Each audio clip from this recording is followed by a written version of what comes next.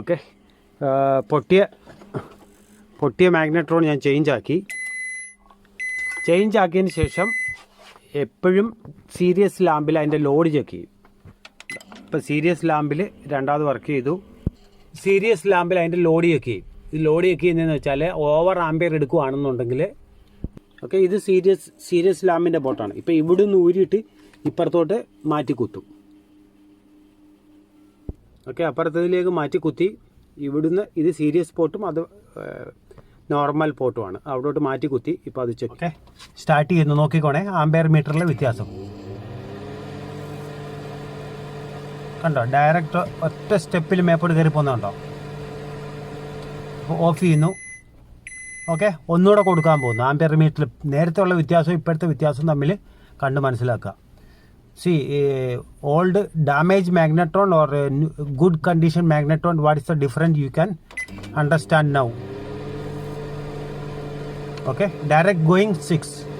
This is a good condition. ഞാൻ സ്വന്തമായിട്ട് കണ്ടുപിടിച്ച് ഡെവലപ്പ് ചെയ്തെടുത്തേക്കുന്ന ഫാൾട്ട് ഫൈൻഡിങ് മെത്തേഡുകളാണ്.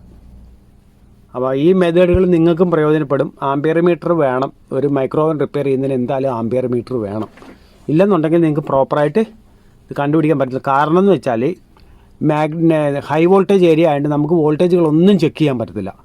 ഇവിടെയൊക്കെ ഹൈ വോൾട്ടേജ് ഏരിയ ആണ് വരുന്നത്. കപ്പാസിറ്ററിന് ശേഷം വരുന്നത് 1000 വോൾട്ടിന് മേളിലാണ്. നമ്മുടെ മൾട്ടിമീറ്ററിൽ അത് കണക്ട് ചെയ്യുമ്പോൾ തന്നെ മൾട്ടിമീറ്റർ ഡാമേജ് ആയി പോകും.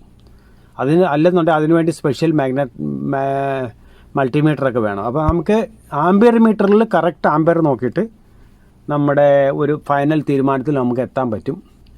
അപ്പം ഇങ്ങനെ ഈ നല്ലപോലെ ഇപ്പോൾ ഒരു 30 സെക്കൻഡ് കൊണ്ടൊക്കെ നല്ലപോലെ ചൂടാവുന്നുണ്ട്. ഓക്കെ, അത്യാവശ്യം നേരത്തെ എനിക്ക് കോൺഫിഡൻസ് ഇല്ലായിരുന്നു ഇത് കറക്റ്റ് ചൂടാവുന്നുണ്ടെന്നുള്ളൂ. മാഗ്നട്രോൺ അങ്ങ് ഓവറായിട്ട് ഹീറ്റ് ആവുമായിരുന്നു. ഇത് ഇപ്പം നോർമലായിട്ട് ഹീറ്റ് ആവുന്നുള്ളൂ. ഓവർ ഹീറ്റ് ആവുകയാണെങ്കിലും നമ്മളെപ്പോഴും മനസ്സിലാക്കുക പിന്നെ മാഗ്നട്രോൺ വീക്കാണെന്നുള്ളത്. അപ്പോൾ ഈ വീഡിയോ നിങ്ങൾക്ക് ഇഷ്ടപ്പെട്ടെങ്കിൽ നിങ്ങൾ ലൈക്ക് ചെയ്യുക, ഷെയർ ചെയ്യുക, സബ്സ്ക്രൈബ് ചെയ്യുക.